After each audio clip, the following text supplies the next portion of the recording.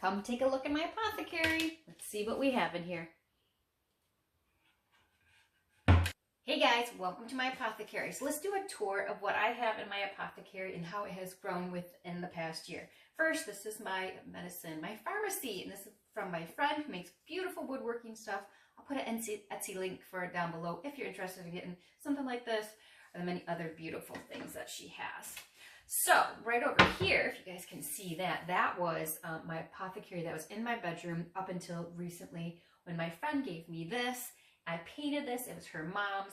I went to Hobby Lobby, got these gorgeous knobs, and now this is up here and I'm filling the crap out of it, all right? I'm just loading it up. I have this beautiful cottage herb garden that's out back that I've done lots of tours on that I can link videos to, and it's my favorite place because the stuff just keeps coming back with beautiful medicine that God has provided. And it's cool because you just can't really kill most of the stuff. It just keeps kind of showing up, even if you don't want it to. It keeps spreading. But that's a good thing. I think that's what he designed for, so we could always have this medicine and in our backyard. It's amazing, isn't it? So a lot of this information is in my new Herbal Introduction to Herb course, which is a workbook that goes through all different kinds of stuff. It has my take on herbs, the glossary, there's lots of resources, Q&A, safety for kids, the energetics of an herb, which means how it makes you feel. So like if I had a fever and I was feeling hot, I would want a cooling herb to kind of counteract what's going on in my body so I feel better.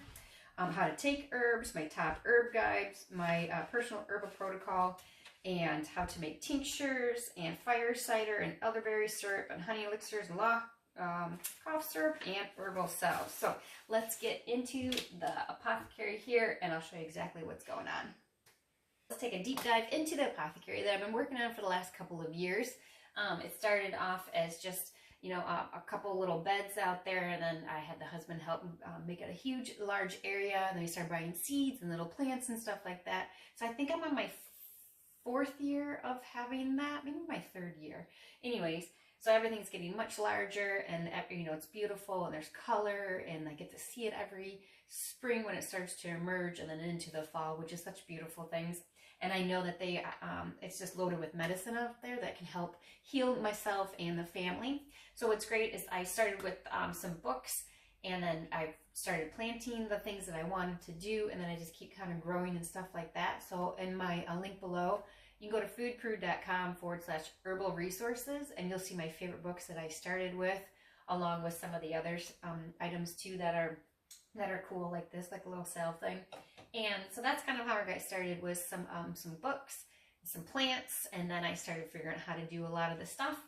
And then I have tags on most of the stuff here that you can download for free at my website too, where it has the name of what they are, because you always want to make sure you are properly naming them so you don't get confused. What the energetic is. Again, if I had a warm fever where I felt warm, I would want something that would help cool me down, which happens to be red clover, but it's not necessarily for fevers, but that's the energetics. And then there's also the benefits, and this would be good for respiratory stuff, but because there's so many different herbs and they have so many different attributes to them, it's really hard to remember all of them. So to just get to know a few of them is a really great thing. And then also to have these little tags on here so that when something comes, someone's sick or something like that, your brain just doesn't think as good, right? When you're not feeling as well. So it's really nice to have like a cheat sheet, which I have in my herbal book, and just to have these tags on here too, so I can just come here, try to figure some stuff out and put it together. My favorite things to do though are teas during the winter, several times a week, start in the fall and then definitely through the winter. And I like to take the summer off of most of my vitamins and herbs and stuff like that, just so my body doesn't get too used to them. But with herbs, you do want to start to build them up in your system in the fall so that they can really kick in during the winter when those viruses and the stuff that's all the sickness keeps happening so much like that. So you want to have them built up in your system so that when you get encounter something like that, that they'll be able to kick butt. But I do like to stop during the summertime and just soak up the vitamin D and just kind of clean it out and stuff like that. So let's look at some of this fun stuff that I have in here. So this side over here, I have my dried herbs for the most part. They're kind of getting a little mixed, but I tried to organize it because I was taking an inventory in this book about 2 weeks ago of all the different teas I had, tinctures, and I have some mushroom stuff like that in here. So what did I have in my inventory? And then also what I need to do. Some of them need to be refreshed or refilled. And so I needed some roots I need to go dig up in the fall. So that's my little to-do list. So I tried to organize it again. But I have my sprays right here, which have these the spray bottles with the little misters. And this is a yarrow. This would be a good one if you had a cut. Not a deep wound or anything like that, just like a normal typical cut. Yarrow is really good at it. It's a coagulant. It'll seal it up. And I have a comfrey one as well. That is, they call it a bone healer. I haven't had any broken bones, but we've used it for muscles. And like if you had a sprain, you just spray it on. You can also turn that one into a salve, which is really cool. And then I have my salves right here I just mentioned. This happens to be a lavender one, so used to calm irritated or inflamed skin. And it's cute, these little 2-ounce rose-colored tins. And you just do that and you rub it on to wherever you need to, which is great. So I've got a couple different ones of that. I've got a yarrow one and lavender and lemon balm. And my favorite one is the antibiotic ointment, which is like a Neosporin replacement. So it's easy just to go, kids, just go get the antibiotic one and put it on and put a Band-Aid. There's no fuss, there's no muss, there's no weird ingredients that they're putting on their body. It's just made out of 3 simple things, which I have over there. It's infused oil. I use olive oil. It's yarrow, bergamot, and comfrey. So those ones have been infused already over there, which I'll show you. And then I'll mix it with some beeswax, and then you put it in these little tins, and then there you go, antibiotic ointment. It's beautiful. And these, of course, are my tincture bottles. And this is a calendula tincture, great for the immune system. You can take a couple, see, basically they only suck up about half away right here like that. And simply just put it in your mouth like that. And you can do that several times a day. If you feel like you need more of something, you can do more if you're coming down with stuff. So that's that kind of fun stuff. I have some organic witch hazel here that I use for a homemade bug spray. And then I have some other tinctures. These are my mushroom tinctures. I only have 2 because those are the ones that I have been able to forage for. And they are great, great, great things to take all the time. I have a chaga tincture and a turkey tail tincture. And these are the turkey tails that I have in here. So I've got plenty of those on hand if I need to do more. And I have lots of chaga as well. So fun stuff there. So those are my mushroom ones that I'm comfortable with, that I've found on my own. The other one I would love to find is a reishi. Have not found that, so I might have to just go ahead and buy the reishi mushroom and make my own tincture because it's cheaper to do it yourself instead of buying the actual tinctures. And then I also have a lot of other mushroom stuff in here too. This is I don't know, I'm not going to get these words right. Sorry, my brother is helping me very much with the mushrooms, which is great. So this is a wine cap, and right now it's cloudy like that because it is, I think it's let's see, it's a spawn, I think, at this point. It's doing something there, and then I will inoculate this here, and you can see that the white here, so this is almost ready to be planted outside into a mushroom bed, which then this will be a wine cap. I will plant these, it'll grow, and I think I will be able to get wine cap mushrooms in the mushroom bed in I think in a year it takes. So you got to keep up on it, but it's great because this lasts a really long time. I only had to use a very little bit with a needle to put it inside here. And this is going to last. This is going to make a lot of jars. Anyways, I'm not a mushroom expert. My brother's really helping me along with this, but I'm really excited to kind of go on that adventure and learn more about that. So what else do I have in here? Okay, so here are my dried herbs that I have in here. Let's go over my favorite if I don't knock everything around. Lavender. I just always gotta love the smell of lavender. And briefly before I start going into it too much. These are uncapped right now because I have washed them, dried them, dehydrated them, and they've been dried. And I put them in these jars. But just to ensure that there's not going to be any mold, like if there was a little bit of moisture, I'm leaving the lid off until I'm absolutely sure. And then I'll cap them and put them in here because that'll help also keep the properties in there as well. And especially for the smell, right? The smell is delicious. So some of them I'm still working on. They're not capped yet. So you can use any kind of jars to keep them in as long as you keep them in a dark, not super hot spot. So preferably amber jars for certain things if you have them on your counter. If you have them put away in a cupboard, you can go ahead and still use glass jars. And so I have horehound, and we've got mint, and these would be some of my favorite ones, right, in the bigger ones. So mint is a favorite. Lemon balm, and this is on my to-do list that I need to get more in here, which is in the dehydrator now, so we need to fill that up. Herbs, dry herbs are really good for about a year. You need to refresh them. I like to keep them in whole pieces that I haven't crushed up yet. Let me see. So that's the mint right there. That way the properties stay with it even a little bit longer than that. So what I'll do is pick a little bit of herb. I'll put it in my little crusher thingy, and then I'll put it in the boiling water and turn it off, put the lid on, let it steam for as long as I want, and then go ahead, strain it out and drink it. But I like to leave the lid on. It keeps the properties into the water and not just evaporating out. So got some great mint there. I've got lots of chamomile, which always reminds me of bubble gum. We've got skullcap, chickweed, which is good for skin issues. I make salves with chickweed, which is great. Dandelion, which is great, it's a diuretic, and like liver support, and just really good stuff. What did I write on there? Yeah, diuretic, liver, and blood sugar.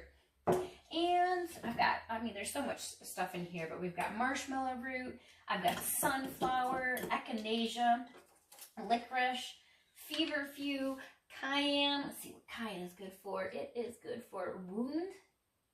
Oh yeah, that's nice. And if we hit the first signs of cold and flu, like in a fire cider, it's fire. It's hot, spicy. It helps with flushing out all the junk. Rose hips, which is loaded with vitamin C. So I have a tincture over here, which I need to get a little bit more on there.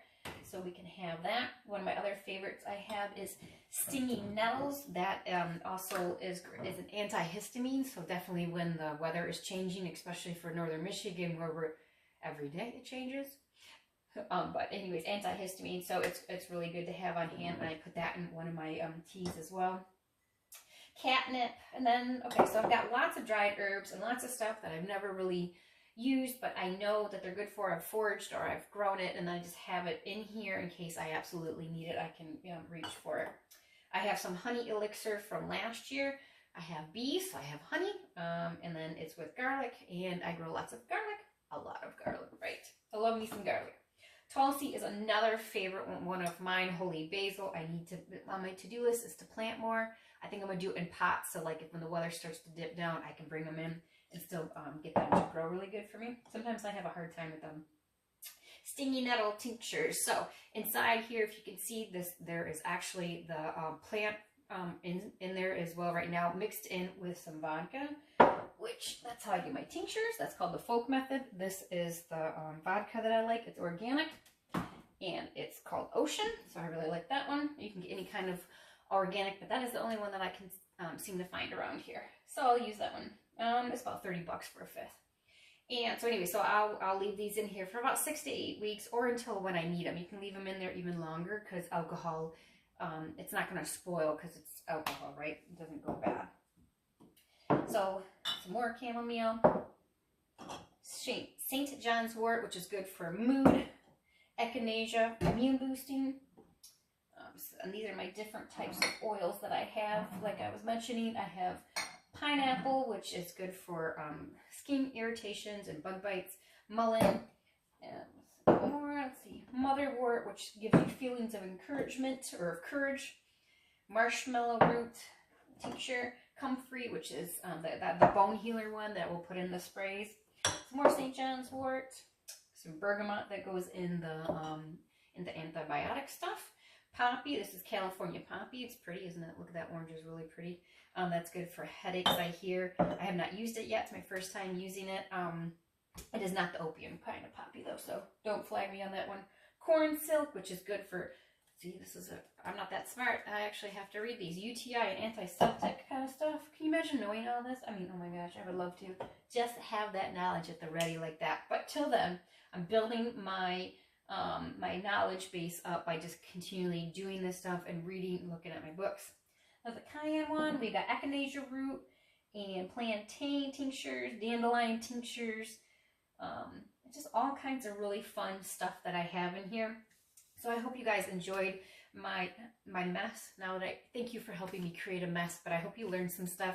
Get encouragement. If you're interested in receiving the book here, just go to thefoodprude.com/herbal resources so you can kind of check this book out. There's over 40 pages of exactly how to do a lot of the stuff that I'm talking about here.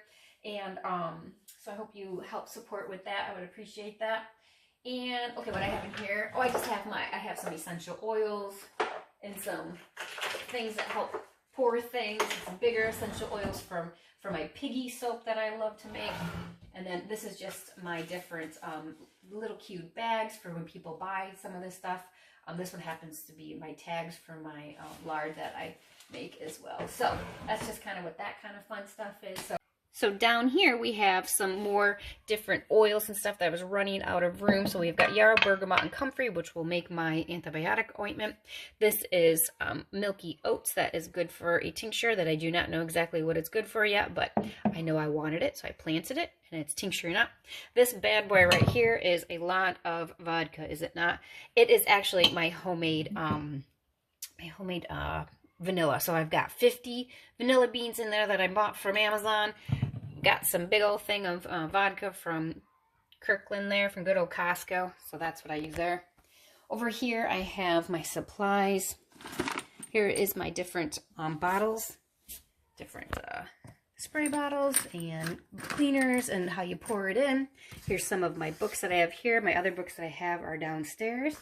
My fun little jars that sometimes I need. Some lotion bars that I'll put the link down below because those are so healing and so good.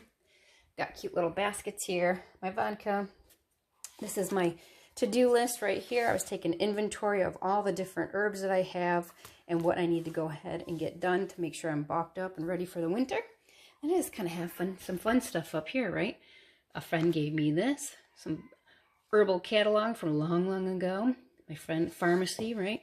Got some little cute pink things and these little blue things. Here's my little tea thing. I put the tea in there and crush them up.